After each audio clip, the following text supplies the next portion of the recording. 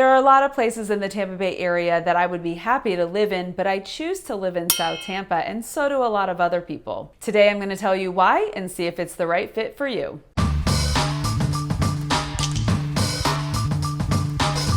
Hey everybody, Melanie Atkinson, realtor with Smith & Associates in beautiful Tampa Bay, Florida, and today I'm excited to talk to you about the area of Tampa called South Tampa.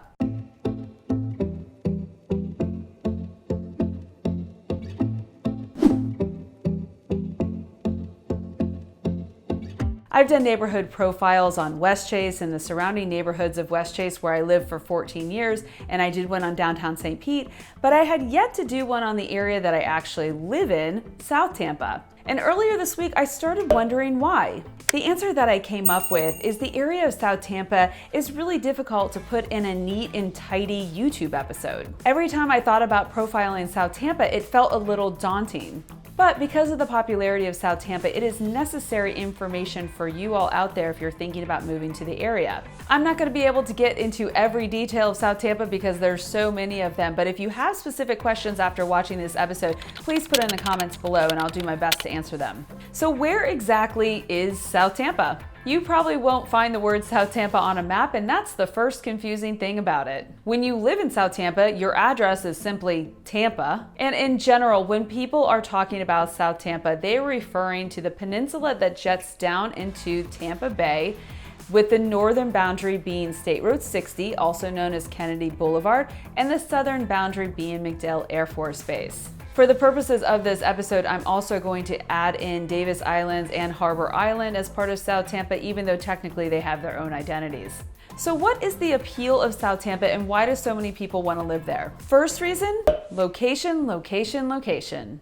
South Tampa is really close to two of the largest commercial areas in Tampa Bay that a lot of people work at. It's close to the Westshore area, which is right near Tampa International Airport, and it's close to downtown Tampa. South Tampa basically sits right in the middle of the two areas, so if you work in those areas, your commute is much more reasonable. A lot of people that work in those areas don't even have to go on a major highway to get to work. Speaking of major highways, you are going to have to get on them at some point, and when you live in South Tampa, you actually have very close access to these highways.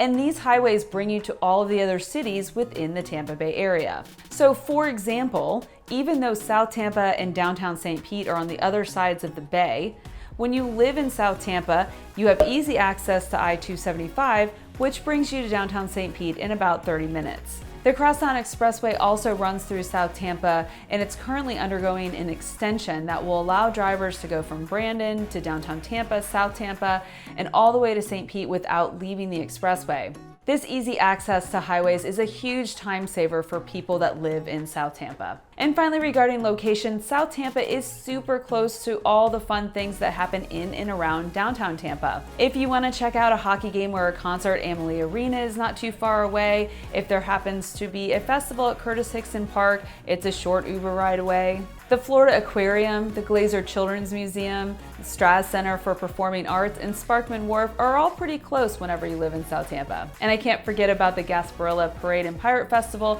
which runs along Bayshore Boulevard and starts in South Tampa and goes to downtown Tampa, and that happens every January. So basically, living in South Tampa is a great way to be close to the action of downtown without actually living in it.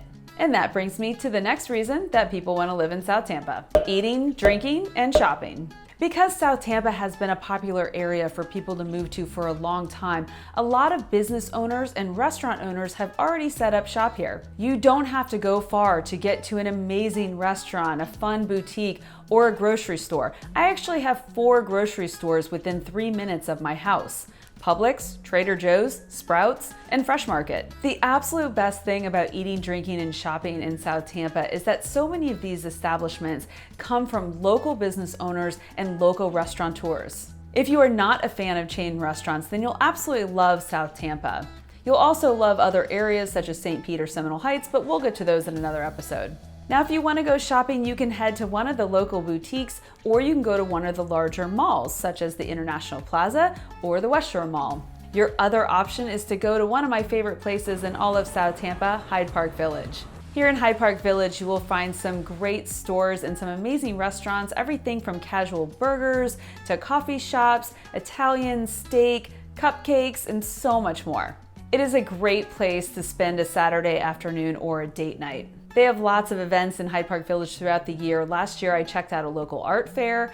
They have a holiday tree lighting ceremony every November. They also have fresh market Sundays the first Sunday of every month. Next, Howard Avenue, which isn't too far away from Hyde Park Villages, has a lot of restaurants and bars as well, including the famous Bern Steakhouse. There are several bars on Howard Avenue that tend to appeal more to the younger population of Tampa, but don't let that stop you from heading down there. There's a lot of different choices. Check out my video called Tampa Eats for even more suggestions. Hyde Park and Howard Avenue are areas of South Tampa that have a high concentration of restaurant and bars, but there are so many unique and fabulous restaurants throughout the area. If you're coming to visit or you're moving here, make sure you talk to some locals and find out what some of their favorite restaurants are. One of the other reasons people love South Tampa is for the schools.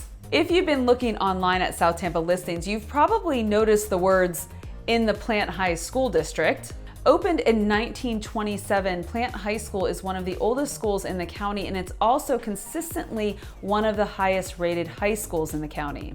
The elementary and middle schools that feed into Plant High School are typically highly rated as well, so people that live in the Plant High District tend to have very high rated school choices from kindergarten through 12th grade. The other high school in South Tampa is at the southern portion of the peninsula called Robinson High School. I actually have personal experience with both Robinson High School and Plant High School, so if you're trying to decide which district to move to, I'm happy to talk to you more about that. The Plant High School District tends to have significantly higher home prices, which can be a barrier to moving into that district, but we'll talk about home prices in just a bit. The other reason people love South Tampa is that this is not a cookie cutter neighborhood at all.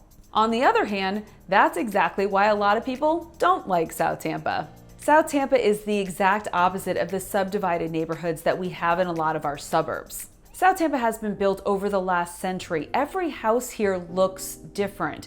You can have a historical bungalow next to a 4,000 square foot contemporary home. And you have some neighbors that take better care of their homes and yards than other neighbors. It's not terribly unusual to see a rundown home next to a very large brand new home. That is South Tampa, and it's more noticeable on certain streets. If you're looking for privacy, South Tampa can be a hard place to find it because unless you're backing up to the water or a street, you're probably going to have another house behind you.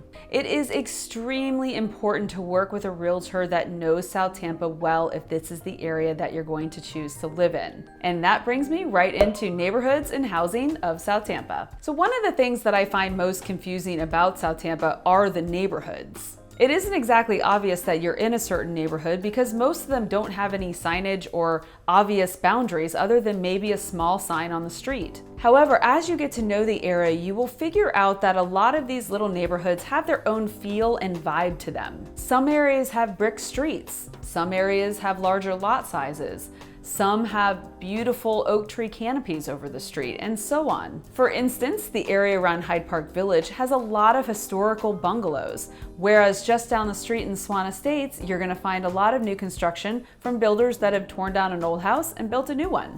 And some neighborhoods have more walkability than others. If you want to be near Howard Avenue, for example, there are a whole bunch of townhouses in that area that make walking over there easy. If you want your kids to be able to walk to Plant High School, you can live in Palmacia or West Palmacia or Virginia Park. Knowing what you want your lifestyle to be like when you get here is key to knowing where you want to move in South Tampa. Your budget will also make a big difference. Now, I'm not gonna lie, houses in South Tampa are expensive, especially if you choose to live in the Plant High District. Like downtown St. Pete, South Tampa has some of the highest priced real estate in the whole Tampa Bay area. And that is because the demand to live in South Tampa is so high. That being said, if you want to live in South Tampa, you have the choice of living in all types of different housing. We have apartments and townhouses and condos and single family homes. If your budget is limited and you don't need that much space, you will have plenty of townhouse and condo options. Also, once you get south of the Plant High School District, the housing prices tend to go down pretty dramatically. You can find some new single family homes down there, townhouses, and a lot of older homes. The more TLC that the house needs, the less expensive it will be. But if the high school district doesn't matter to you at all, there are a whole bunch of really nice options down in the southern portion of the peninsula, including Ballast Point, Inner Bay, Westshore Yacht Club, and the brand new Marina District. This new marina district is currently being constructed and will include townhouses, apartments, and some really beautiful high-rise condo towers. There's also going to be a marina there that will be able to house very large boats and also restaurants and shops. If you want a gorgeous waterfront home in South Tampa, be prepared to spend over $1 million, probably several $1,000,000. If you want your boat in the backyard, the west side of the peninsula, including parts of Beach Park, Sunset Park, and Culbreth Isles, are a great option for you. Your other choice is to go to Davis Islands, where you will have open waterfront or canal lots, all of which will cost you a lot, but it is a very exclusive and beautiful place to live here in South Tampa. You can also go to Harbor Island, which has some townhouses, single-family homes, and some condo options with boat slips. If you don't need to have your boat in your backyard, but you do want to see open waterfront, then the best option down here in South Tampa is to live on Bayshore Boulevard. This postcard-worthy street runs along the bay and has the longest contiguous sidewalk in the country. It's a great place to go for a bike ride or a run or take a stroll along the waterfront. Some of the houses that line Bayshore Boulevard have been there for decades, and some are brand new, but all of them are gorgeous. There are a lot of condo options along Bayshore Boulevard as well. Some of the new ones include Aquatica, which is almost done, Virage, which will be done soon, and some newer ones that are just starting construction, the Sanctuary, and Hyde Park House hasn't started yet, but will be starting soon. There's also a lot of condos that are already built if you're looking to purchase now. Getting away from the water a bit, there are so many lovely neighborhoods, all of them with their own looks and vibes to them. Some of my very favorites are Hyde Park, Bayshore Beautiful, New Suburb Beautiful, Gulf View, and Beach Park. That certainly doesn't include all the neighborhoods that I love here in South Tampa. That's just a few of the areas that have particularly beautiful homes. Like I said earlier, South Tampa is a bit tricky to get to know, but it is possible if you have a knowledgeable professional working with you. This video is really only scratching the surface of the ins and outs of South Tampa. If you do decide that you want to learn more about the area, or you're planning on buying or selling in South Tampa, please give me a call or send me a text. I'm happy to help. If you're looking for something else to watch on my channel, check out my video about downtown St. Pete to see why a lot of people want to live in that area too. Thank you everybody so much for watching. With love, Melanie.